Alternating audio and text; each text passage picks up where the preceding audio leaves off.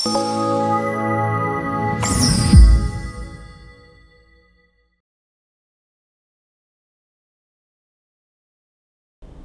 ఎన్నికలు, అనేకమైన సర్వేలు,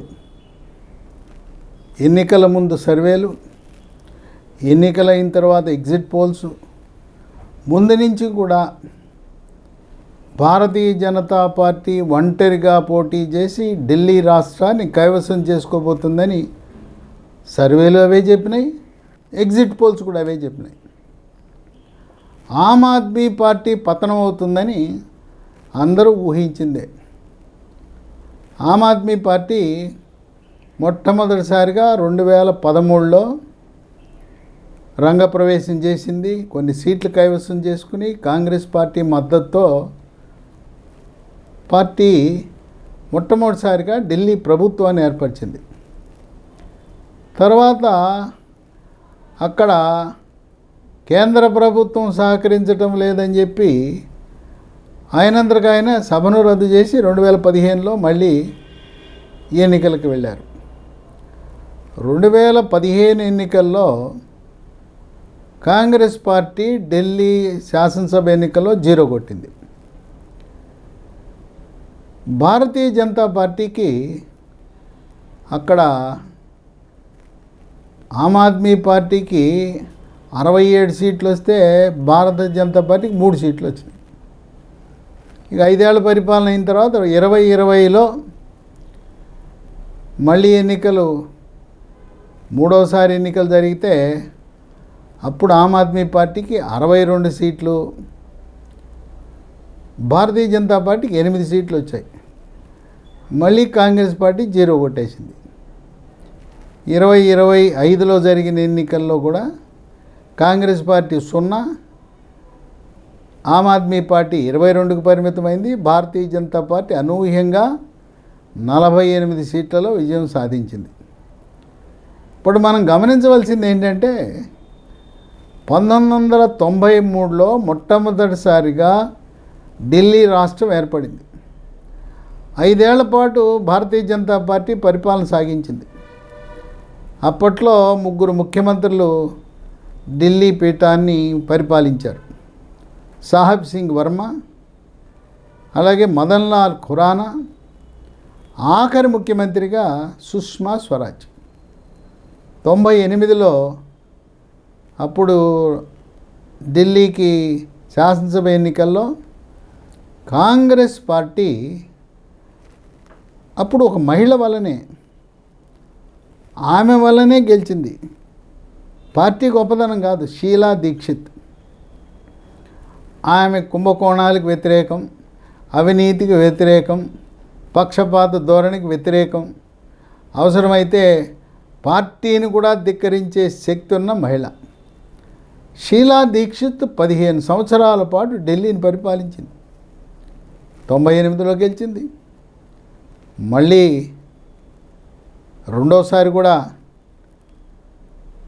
అప్పుడు రెండోసారి వచ్చేసరికి యూపీఏ ప్రభుత్వం ఉంది. యూపీఏ ప్రభుత్వం 2004 నుంచి 2014 వరకు ఉంది. అంటే షీలా దీక్షిత్ కలిసి వచ్చిన అంశం ఏంటంటే,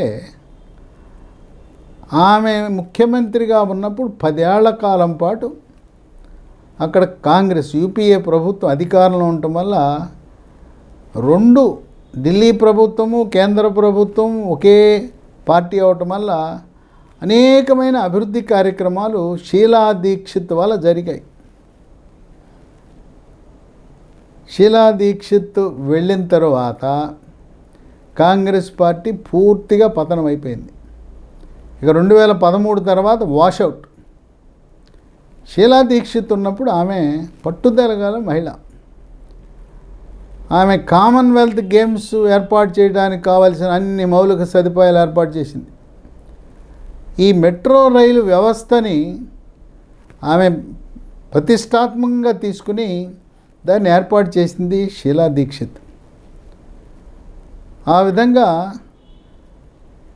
98లో గద్దెనెక్కి 2003, 2008, మళ్ళీ 2013 వచ్చేసరికి కాంగ్రెస్ పార్టీ ఓడిపోయింది. ఇక ఇక తర్వాత ఈయన కేజ్రీవాల్ గద్దెనెక్కాడు. ఎంతసేపు కేంద్రాన్ని నిందించటం, కేంద్రం నుంచి నిధులు తెచ్చి, ఇప్పుడు ఆయన ఏదో బస్తీ దవాఖానా అని పెట్టాడు. ఆ బస్తీ దవాఖానాకి నిధులు ఎవరిచ్చేది? ఆయుష్మాన్ భారత్ కింద కేంద్ర ప్రభుత్వ నిధులతో బస్తీ దవాఖానా పెట్టి ఇదేదో నేను చెప్పి పెట్టానంటాడు. ఆ బస్తీ దవాఖానలో చేసే పరీక్షలు, మందులు పూర్తిగా కేంద్ర ప్రభుత్వం ఇచ్చే నిధులు. ఈయన ఆయుష్మాన్ భారత్ మేము ఇస్తాం, ప్రతి ఢిల్లీ పౌరుడికి 5 లక్షల వరకు ఉచితంగా వైద్యం చేసే అవకాశం ఇస్తానంటే దాన్ని ఇది ప్రధానమంత్రి మోదీ ప్రవేశపెట్టాడు కనుక నాకు వద్దని తిరస్కరించాడు. ఢిల్లీ ప్రజల్లో తీవ్ర వ్యతిరేకత ఉంది. ఎప్పుడూ పొద్దున్న లేచినప్పటి నుంచి ఢిల్లీ కేంద్ర ప్రభుత్వంతో ఘర్షణ వైఖరి వల్ల ఢిల్లీ ఆశించిన రీతిలో అభివృద్ధి చెందటం లేదనే భావన ఢిల్లీ పౌరులకు కలిగింది. అక్కడ ఒక సర్వే జరిగింది. నిరక్షరాస్యులు, స్కూల్ డ్రాప్అవుట్స్, వీళ్ళు కొద్ది శాతం అధికంగా కేజ్రీవాల్ ఆమ్ ఆద్మీ పార్టీకి వేశారు. విద్యాధికులు, గ్రాడ్యుయేట్లు, పోస్ట్ గ్రాడ్యుయేట్లు, వృత్తులలో ఉండే వాళ్ళందరూ కూడా అధిక శాతం భారతీయ జనతా పార్టీకి మద్దతు ఇచ్చారు. అక్కడుండే ఢిల్లీ పౌరులు, విద్యాధికులు, మేధావులు, విజ్ఞులు, వాళ్ళు కేంద్ర ప్రభుత్వము యూపీఏ ఉన్నప్పుడు షీలా దీక్షిత్ ఉండటం వల్ల అభివృద్ధి జరిగింది, కేజ్రీవాల్ వచ్చాడు, తిరోగమన దశలోకి వెళ్ళింది, అందువల్ల ఈ కేంద్రంలో ఏ పార్టీ అధికారులు ఉంటే ఆ పార్టీని మనం ఢిల్లీలో గెలిపిస్తే మన బతుకులు బాగుంటాయి అని చెప్పి వాళ్ళు అర్థం చేసుకుని డబుల్ ఇంజన్ సర్కార్ దిశగా ఢిల్లీలో ఉండే పౌరులు అడుగులు వేశారు. విశేషం ఏంటంటే కాంగ్రెస్, ఆమ్ ఆద్మీ పార్టీ రెండు కలిసి పోటీ చేస్తే భారతీయ జనతా పార్టీ కొంచెం గడ్డు కాలమే ఎదురయ్యేది. వాళ్ళిద్దరూ వేరువేరుగా పోటీ చేయటం వల్ల భారతీయ జనతా పార్టీ సునాయాసంగా విజయం సాధించగలిగింది. ఈ విశేషం ఏంటంటే 2020 ఎన్నికల్లో కాంగ్రెస్ పార్టీ చేతులెత్తేసి అభ్యర్థులే మేము పోటీలో లేము, నామినేషన్ దాఖలు చేశారు, మేము పోటీలో లేము, మీరు ఆమ్ ఆద్మీ పార్టీకి ఓట్లేసేయండి అని చెప్పేశారు. ముస్లింలు 2020 ఎన్నికల్లో, 2015 ఎన్నికల్లో కూడా అందరూ ఆమ్ ఆద్మీ పార్టీకి ఓట్లేశారు. ఇప్పుడు 2025 వచ్చేసరికి ఈ ముస్లింలందరూ కాంగ్రెస్ పార్టీ అభ్యర్థులకు ఓట్లేశారు. ఆ ముస్లింల ఓట్లు చీలిపోవటం వల్ల భారతీయ జనతా పార్టీ కలిసి వచ్చిన అంశం. ఇంకొకటి, 1 ఫిబ్రవరిన కేంద్ర బడ్జెట్ ప్రవేశపెట్టి కేంద్ర ఆర్థిక శాఖ మంత్రి నిర్మలా సీతారామన్ ఎవ్వరు ఊహించని విధంగా, ఒక మధ్యతరగతి వాడు భుజాలు ఎగరేసుకునే విధంగా ఇన్కమ్ ట్యాక్స్ 12 లక్షల వరకు మీరు ఇన్కమ్ ట్యాక్స్ కట్టవలసిన అవసరం లేదు అనే నిర్ణయం ప్రకటించడం. ఢిల్లీలో చాలామందికి 12 లక్షల ఆదాయం వస్తుంది. దాంతో ఈ ఇన్కమ్ ట్యాక్స్ పరిధిని పెంచటం అనేది ఈ ఎన్నికల్లో 1వ తారీఖు పెంచారు, 5వ తారీఖు అసెంబ్లీ ఎన్నిక. వాళ్ళందరూ ఆనందంతో భారతీయ జనతా పార్టీ బ్రహ్మాండం, మేము ట్యాక్స్ కట్టకుండా మాకు వెసులుబాటు కల్పించిందని ఓటేసేశారు.